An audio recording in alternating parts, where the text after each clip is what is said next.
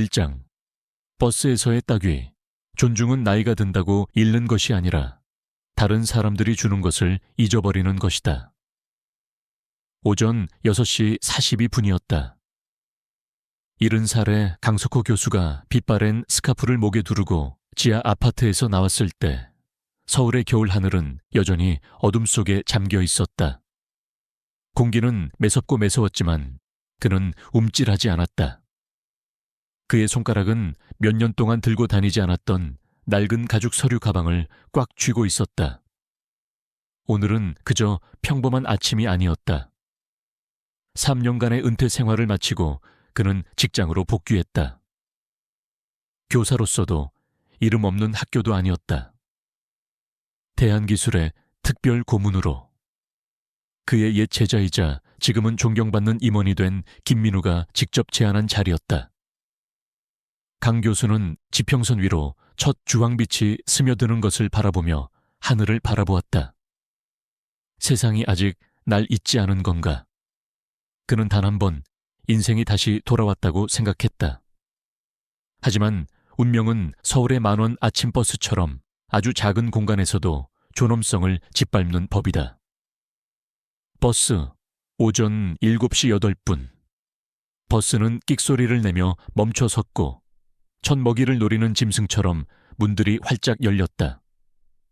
사람들이 앞으로 몰려들었다. 어깨가 스치고 팔꿈치가 쿡쿡 찌르고 숨이 부딪혔다. 강은 그 흐름에 합류하여 살며시 쿡쿡 찌르고 꽉 쥐다가 결국 균형을 잡기 위해 천장 손잡이를 꽉 쥐었다. 그는 정장과 이어폰으로 가득한 바다 한가운데 조용히 서 있었다. 야망의 바다에서 유일하게 백발인 남자였다. 바로 그때 일이 일어났다. 갑자기 덜컹거렸다. 버스가 급브레이크를 밟았다. 강은 앞으로 쏠렸다. 그의 발은 네이비색 아르마니 정장을 입은 키 큰 남자의 윤이 나는 가죽 구두 위에 어색하게 내려앉았다. 남자는 다리를 획 뒤로 젖히며 얼굴을 찡그렸다. 장님, 눈이 멀었나요? 아니면 뇌사 상태인가요? 노인네? 숨이 막혔다. 침묵이 흘렀다. 눈이 돌아갔다.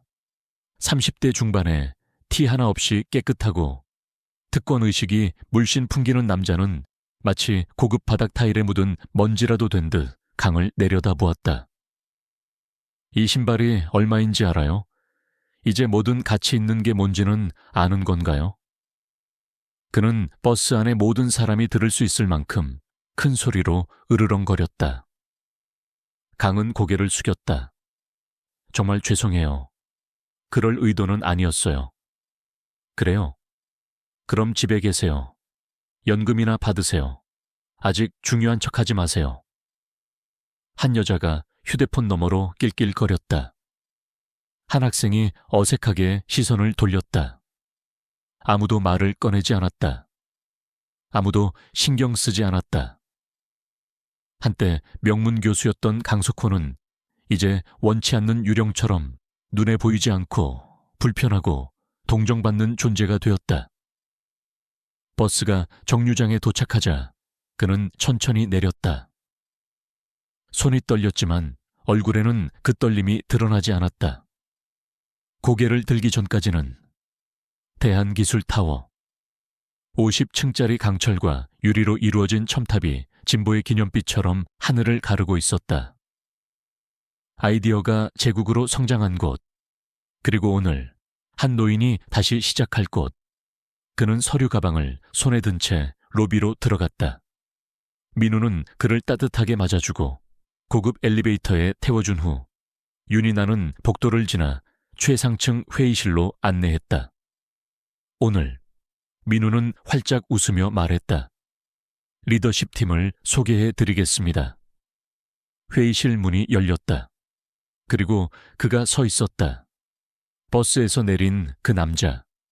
몇 시간 전만 해도 독과 혐오감을 내뱉던 그 남자. 박준영. 맞춤 정장을 입고 서서 마치 세상을 다 가진 사람처럼 자신감 넘치게 양자보안 응용 프로그램에 대한 프레젠테이션을 하고 있었다. 그는 고개를 들었다. 두 사람의 눈이 마주쳤다. 준영은 멍하니 눈을 깜빡였다. 얼어붙은 듯, 멍한 듯. 하지만 강은 움찔하지 않았다. 아무런 움직임도 없었다. 그는 아직 모르고 있어. 역사는 기묘하게 거꾸로 돌아간다는 걸. 1장. 버스에서의 따귀. 존중은 나이가 든다고 잃는 것이 아니라 다른 사람들이 주는 것을 잊어버리는 것이다. 오전 6시 42분이었다. 70살의 강석호 교수가 빛바랜 스카프를 목에 두르고 지하 아파트에서 나왔을 때 서울의 겨울 하늘은 여전히 어둠 속에 잠겨 있었다. 공기는 매섭고 매서웠지만 그는 움찔하지 않았다. 그의 손가락은 몇 년 동안 들고 다니지 않았던 낡은 가죽 서류 가방을 꽉 쥐고 있었다. 오늘은 그저 평범한 아침이 아니었다. 3년간의 은퇴 생활을 마치고 그는 직장으로 복귀했다. 교사로서도 이름 없는 학교도 아니었다. 대한기술의 특별 고문으로. 그의 옛 제자이자 지금은 존경받는 임원이 된 김민우가 직접 제안한 자리였다. 강 교수는 지평선 위로 첫 주황빛이 스며드는 것을 바라보며 하늘을 바라보았다. 세상이 아직 날 잊지 않은 건가? 그는 단 한 번 인생이 다시 돌아왔다고 생각했다. 하지만 운명은 서울의 만원 아침버스처럼 아주 작은 공간에서도 존엄성을 짓밟는 법이다. 버스, 오전 7시 8분. 버스는 끽소리를 내며 멈춰 섰고 첫 먹이를 노리는 짐승처럼 문들이 활짝 열렸다. 사람들이 앞으로 몰려들었다. 어깨가 스치고 팔꿈치가 쿡쿡 찌르고 숨이 부딪혔다. 강은 그 흐름에 합류하여 살며시 쿡쿡 찌르고 꽉 쥐다가 결국 균형을 잡기 위해 천장 손잡이를 꽉 쥐었다. 그는 정장과 이어폰으로 가득한 바다 한가운데 조용히 서 있었다. 야망의 바다에서 유일하게 백발인 남자였다. 바로 그때 일이 일어났다.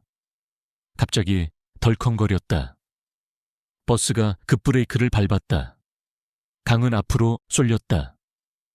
그의 발은 네이비색 아르마니 정장을 입은 키 큰 남자의 윤이 나는 가죽 구두 위에 어색하게 내려앉았다.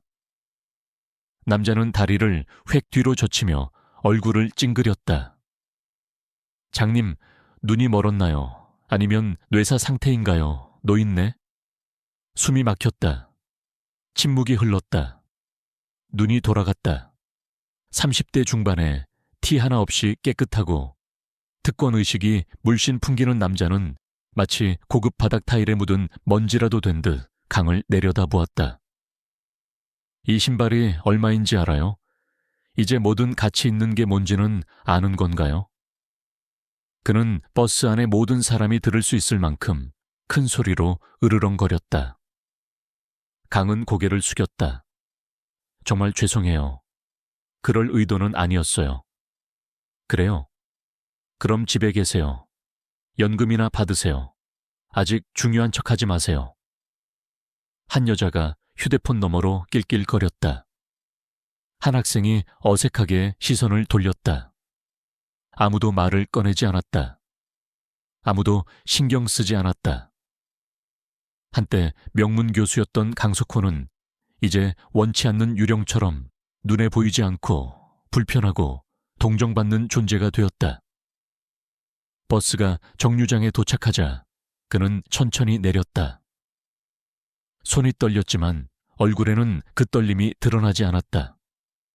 고개를 들기 전까지는 대한기술타워, 50층짜리 강철과 유리로 이루어진 첨탑이 진보의 기념비처럼 하늘을 가르고 있었다. 아이디어가 제국으로 성장한 곳, 그리고 오늘 한 노인이 다시 시작할 곳. 그는 서류 가방을 손에 든 채 로비로 들어갔다. 민우는 그를 따뜻하게 맞아주고 고급 엘리베이터에 태워준 후 윤이 나는 복도를 지나 최상층 회의실로 안내했다. 오늘 민우는 활짝 웃으며 말했다. 리더십 팀을 소개해드리겠습니다. 회의실 문이 열렸다. 그리고 그가 서 있었다. 버스에서 내린 그 남자. 몇 시간 전만 해도 독과 혐오감을 내뱉던 그 남자.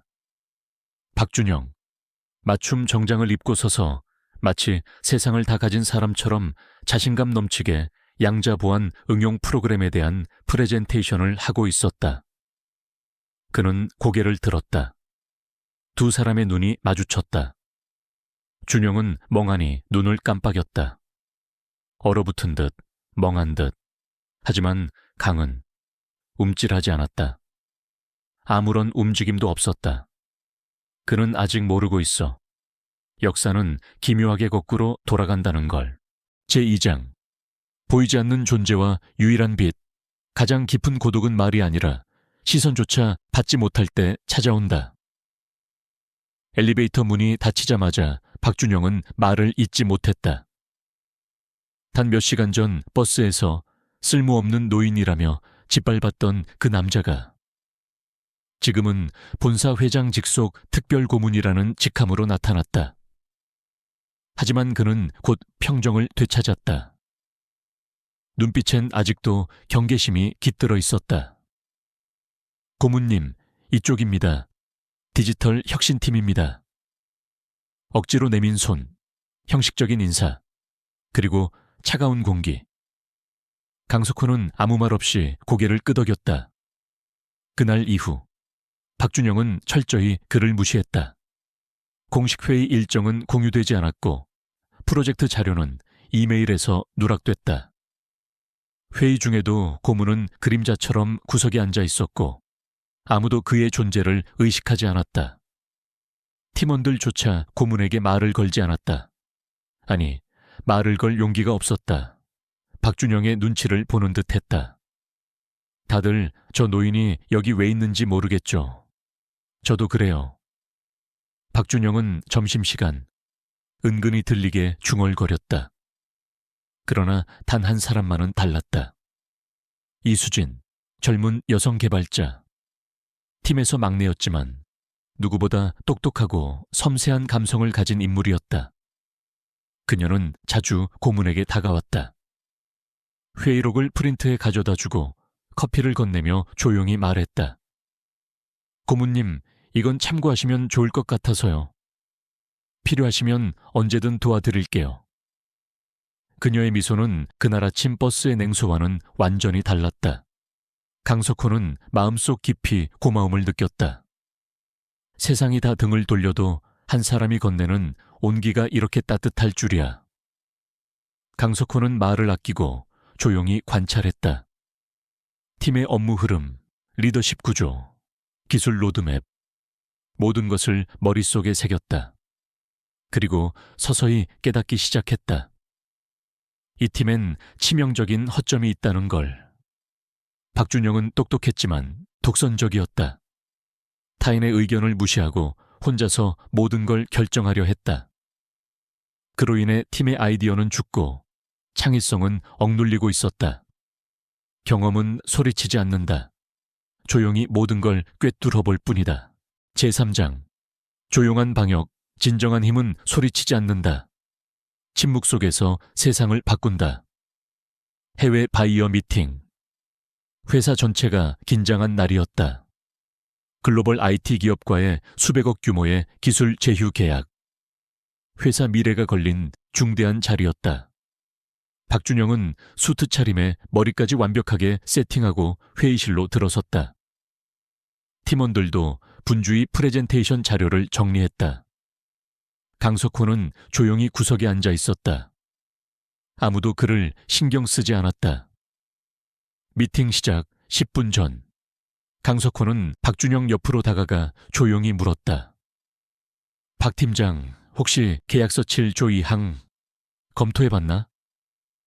준영은 짜증 섞인 얼굴로 쳐다봤다. 고문님, 그건 법무팀이 처리한 부분입니다. 저희가 개입할 부분이 아닙니다. 강석호는 고개를 끄덕이며 말했다. 그 조항에 따르면 우리 기술의 지적재산권이 통째로 넘어가게 되어 있더군. 정적. 박준영의 얼굴이 굳었다. 그는 급히 계약서를 꺼내 해당 조항을 확인했다. 글자가 선명히 보였다. All proprietary rights shall be transferred to Party P upon execution.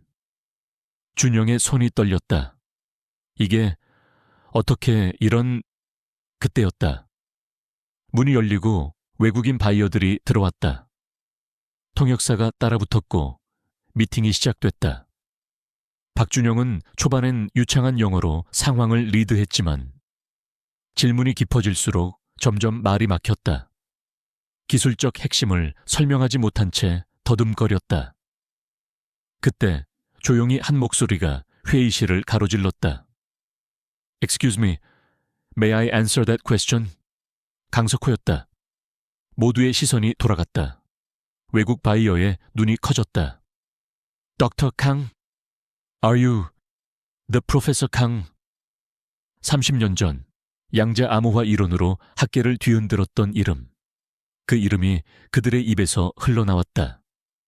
강석호는 유창한 영어로 명확하게 기술 구조를 설명했고 프로젝트의 핵심 우수성을 조목조목 짚어냈다.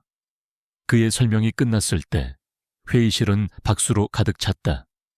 외국 바이어는 즉시 수정된 계약서에 서명했고 협상은 대성공으로 마무리됐다. 회의가 끝난 후 박준영은 멍한 얼굴로 강석호를 바라봤다. 말문이 막혔다.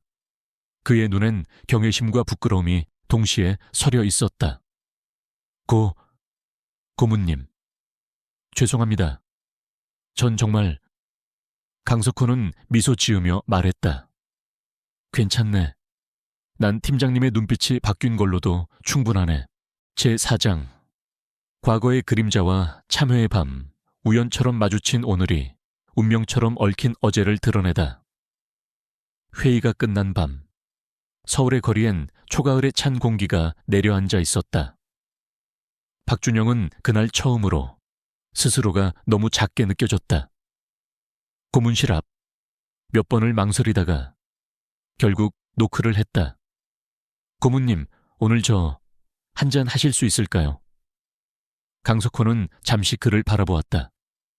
그 눈빛 속엔 책망도 비웃음도 없었다.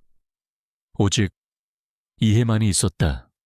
전통 술집, 좁은 방 안, 따끈한 청주와 안주 몇 가지. 두 남자가 마주 앉았다. 사실 처음엔 고문님이 너무 싫었습니다. 준영이 잔을 비우며 입을 열었다. 자리를 위협한다는 생각이 들어서. 아버지도 늘 그러셨어요. 세상은 약하면 안 된다. 먼저 치고 올라가야 한다고. 그 말에 강석호의 눈빛이 달라졌다. 그는 천천히 잔을 기울이고 말했다. 그럼 자네 아버지는 혹시 박인철인가?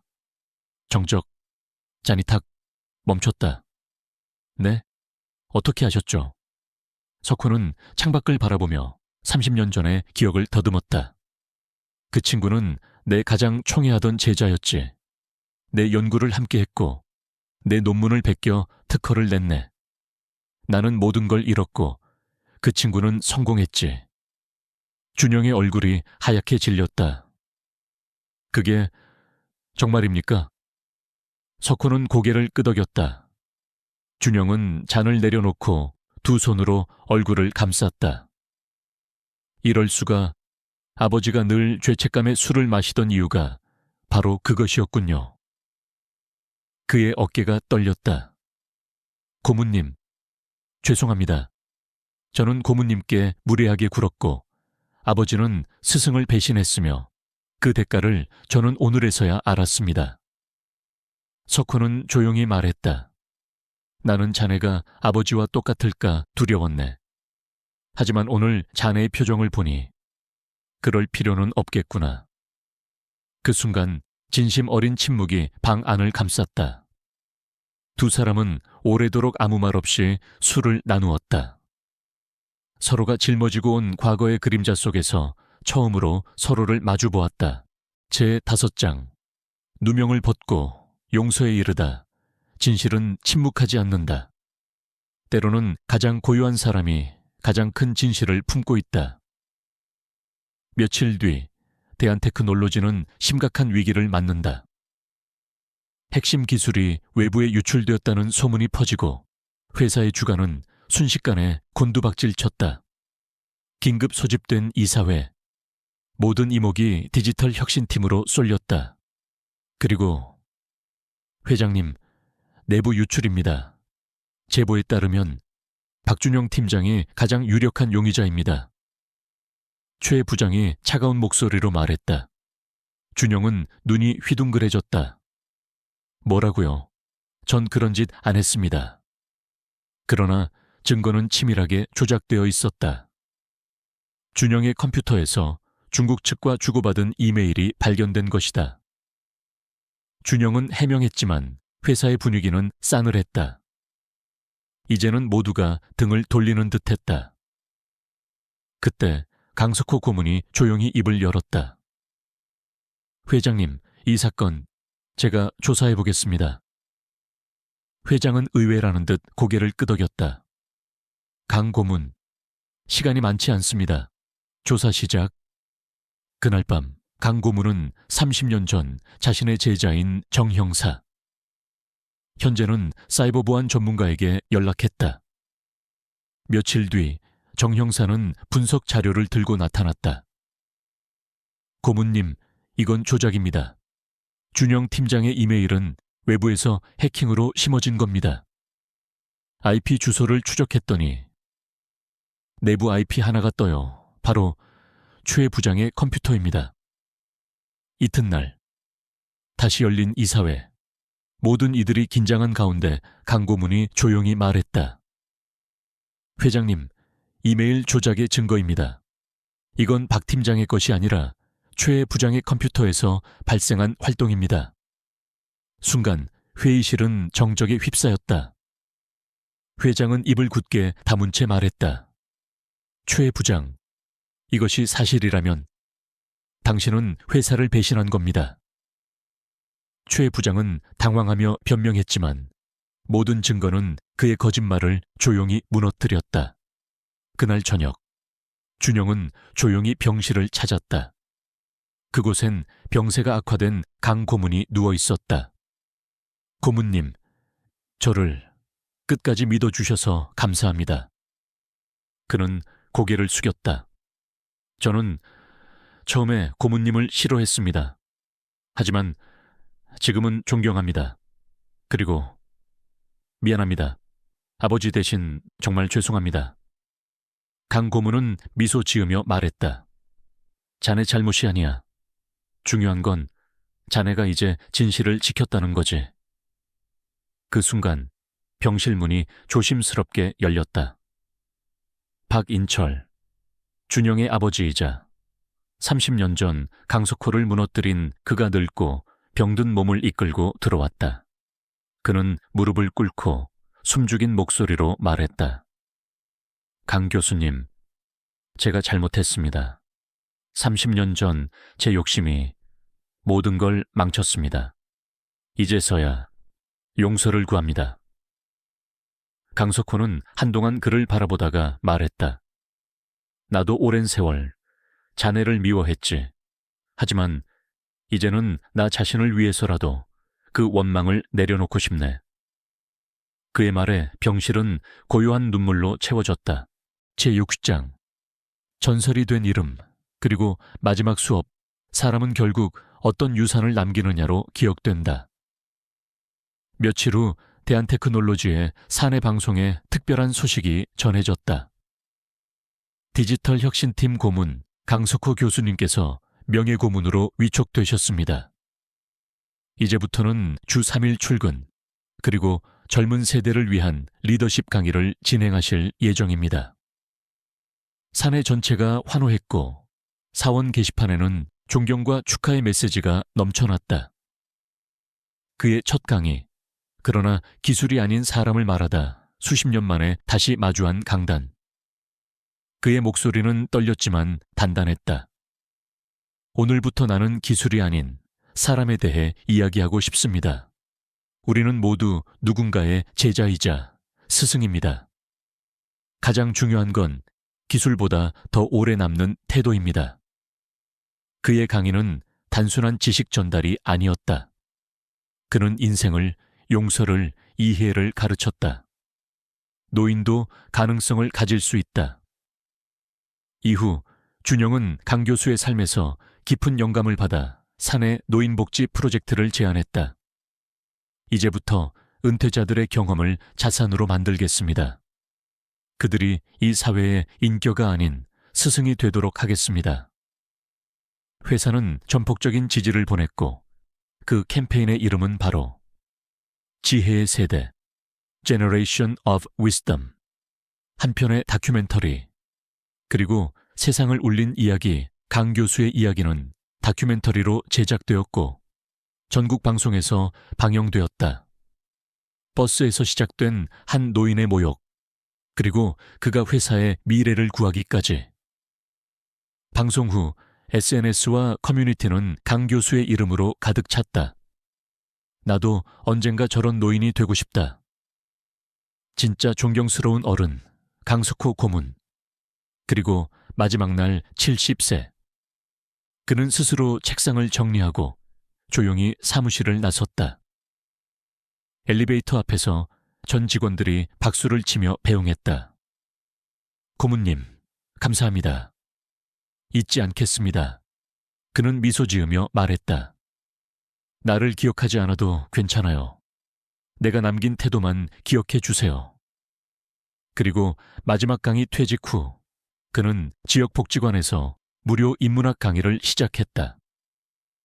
아이부터 청년, 직장인, 은퇴자까지 모두가 그의 강의를 들었다. 인생은 때로 잔인하지만 그 속에서도 배움은 멈추지 않죠. 우리는 서로의 스승이 되어야 합니다. 에필로그. 준영의 고백 몇 달 뒤. 준영은 연단에 섰다. 사내 연례 행사에서 그는 말했다. 저는 한때 한 노인을 무시했습니다. 하지만 그분은 제 인생을 바꾸셨고 지금의 저를 만들었습니다. 그의 목소리는 떨렸지만 진심이었다. 이 자리를 빌려 강 고문님께 진심으로 감사드립니다. 그리고 존경합니다. 그날 회사의 모든 사람들은 서서 박수를 쳤다. 그리고 하늘 위로 은은한 햇살이 비춰왔다.